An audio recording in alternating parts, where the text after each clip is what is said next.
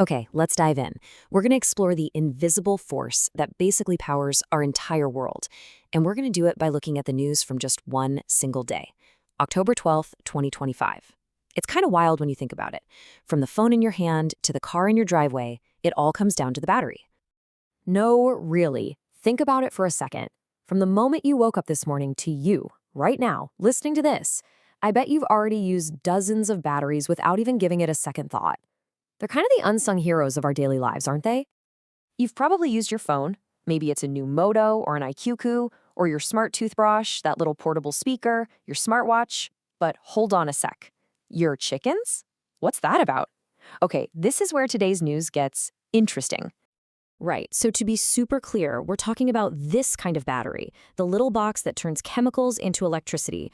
We are not talking about battery cages for poultry, which, believe it or not, was in a headline today. So now that we've got our feathered friends out of the way, let's talk about the real power players. First up, let's get personal. We're talking about the batteries that live in our pockets and bags. The demand from all of us is pretty simple, right? We want them to last longer and charge up way, way faster. And today's news shows that, yeah, the companies are definitely listening. On the make it last longer side of things, check this out. The new Moto G06 Power. It just launched in India with a massive 7,000 milliamp hour battery. I mean, if you think of milliamp hours as the size of a gas tank, this thing is a monster. It's built to go for days without a charge. And then, for everyone who hates waiting, you've got this. The upcoming IQO15 is rumored to have 100-watt fast charging. That means you can literally plug it in for just a few minutes and get hours of juice back. So you see, the race isn't just about how big the battery is, it's also about how fast you can fill it back up. And of course, it's not just phones. The news today is packed with gadgets that are hungry for power. You've got the Lava Shark 2 promising a full-day battery, smart toothbrushes with AI, powerful little speakers like the Bose, not to mention our smartwatches and these complex new foldable phones. They're all constantly looking for their next charge. All right, so let's scale up. I mean, way up. From the little battery in your pocket to the huge power pack sitting under the floor of an electric car, the EV world is an absolutely fascinating story right now, and today's headlines show it's at a major crossroads. On one hand, the speed of innovation is just mind-blowing. The news is full of exciting new models, like this Arc Fox SUV that uses a top-of-the-line battery from CATS. The tech is just pushing forward like crazy. But that's only one side of the story.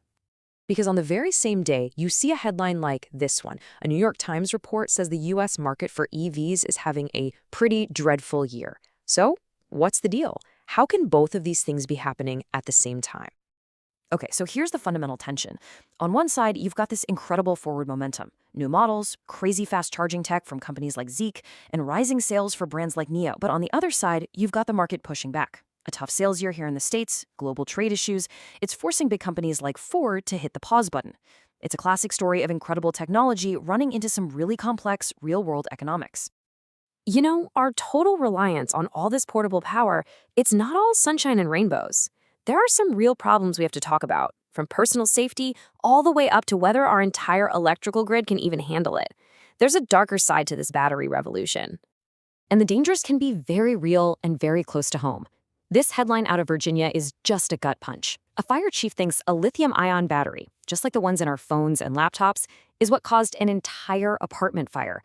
It's rare for sure, but it's a sobering reminder of just how much power is packed into the little devices we carry around every single day. And then the problem gets so much bigger. All these devices, especially millions and millions of electric cars, they all have to be plugged in. And that is putting a massive strain on our power grids. Take California, a state that's all in on EVs. We're seeing news that the governor actually just vetoed bills meant to make the grid more reliable. That raises some pretty serious questions about how the system is going to cope as demand just keeps going up and up. And now for a huge contrast. While some places are struggling to keep up, China is going all in on a massive infrastructure project. They're building this incredible ultra-high voltage grid just to shuttle clean energy from one side of the country to the other to power their cities and their EVs. It's a completely different way of thinking about the exact same problem. So given all the challenges with lithium-ion and the strain on our grids, you have to ask, what's next?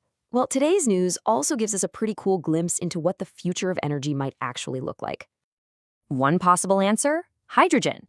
And to prove it can work, the super intense world of electric SUV racing is making a huge change. The Extreme E Series is becoming Extreme H. They're swapping out the batteries for hydrogen fuel cells to show off what the tech can do on a global stage. It's basically a high-speed lab for the future. And this isn't just happening in a vacuum. There's this massive global push for new ways to get power. You look at Australia, they're aiming for a 100% renewable grid. In Africa, reports are talking about the unlimited potential for off-grid solar to bring power to millions. And we already saw China's massive grid project. Everybody's trying to solve the same puzzle, just with different pieces.